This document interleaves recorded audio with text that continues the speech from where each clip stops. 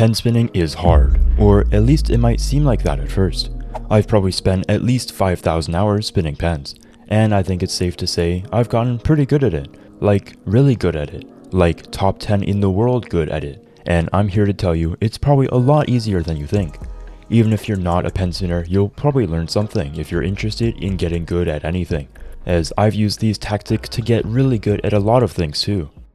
So what's the secret? One word answer: practice. Yeah, we've all heard that 1,000 times, but in this video I'm gonna go in depth of the 2 measurements of practice that you need to master, and if you don't, you will fall behind.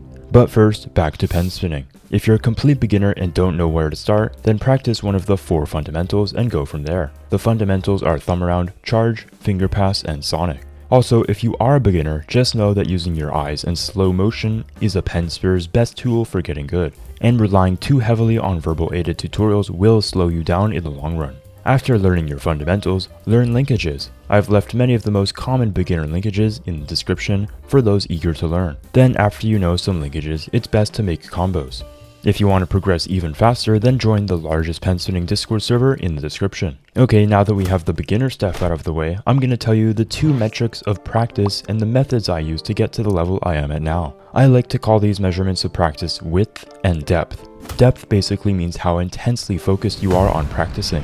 At the most extreme level, or maybe you could say near 100% depth, you might go into a focus level I like to call demon level focus. I made a whole video on this which you can check out if you want. But in short, it's a state in which you're so intensely focused on practicing and landing the trick or combo that you enter a sort of trance-like state where the world around you switches into slow motion. This is a very tiring state to be in for long periods of time, and it's only really done at the end or middle of a combo, or something you're recording just to make sure you land it, as it only lasts a few seconds usually, unless you get really good at it. And it does increase your skill level by more than double sometimes, and I believe it increases your skill acquisition massively as well, but there's no proof of this.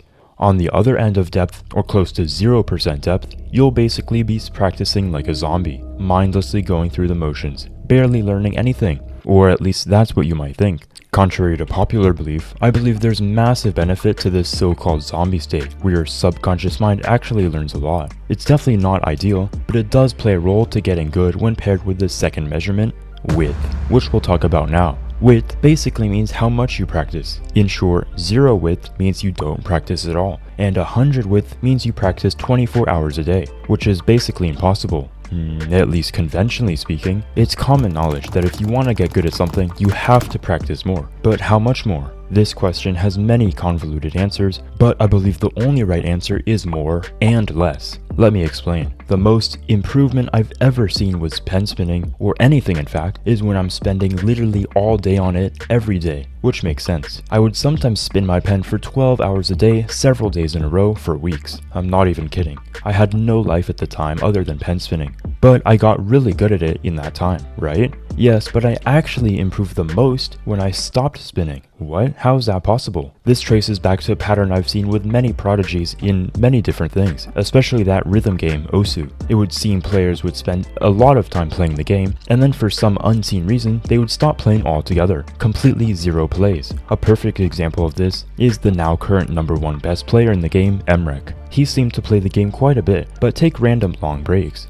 His most noticeable break was when his computer broke or something similar, which stopped him from playing the game entirely for almost an entire year. When he came back, his improvement rate was unmatched. I'm also sure it helped that he was very young at the time.